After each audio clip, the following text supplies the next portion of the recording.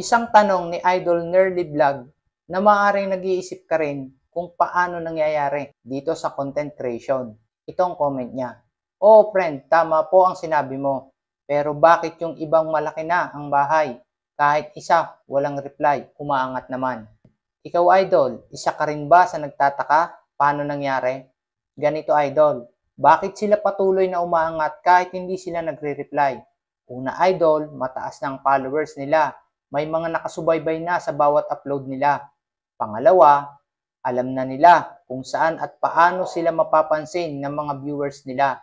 Nakakagawa na sila ng agaw atensyon sa mga manonood. Dahil dito, may mga patuloy na nanonood at patuloy na nag-i-engage sa mismong video nila.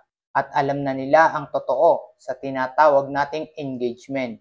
Marami ang naliligaw ng kaalaman tungkol sa engagement. Ang pagtaas ng engagement idol ay makukuha natin kung sa mismong content natin nag-i-engage. Ibig sabihin, kung ikaw ang nag-i-engage sa video o post ng ibang content creator, hindi counted yon sa engagement mo. Kaya ang gumagawa ng paangat system ay patuloy na umaangat kahit sa panlinin lang sa kapwa ang resulta.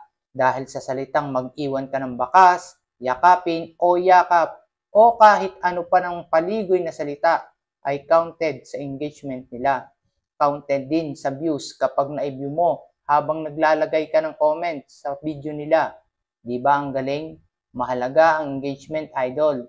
Pero hindi ang engagement ang mismong susi para umangat, kundi ang content na ginagawa din nila.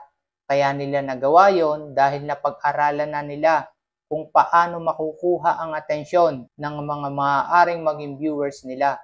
Ang iba sa maling paraan at ang iba naman nasa tamang paraan.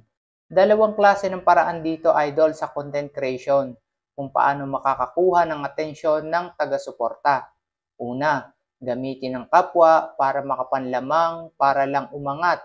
At ang pangalawa ay ang gawin kung ano ang tama para sa ikabubuti ng bawat isa.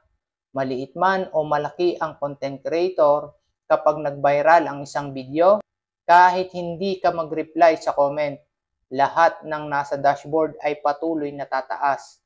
Content mo pa rin ang talagang magiging daan dito sa content creation para ikaw ay kumita at makilala.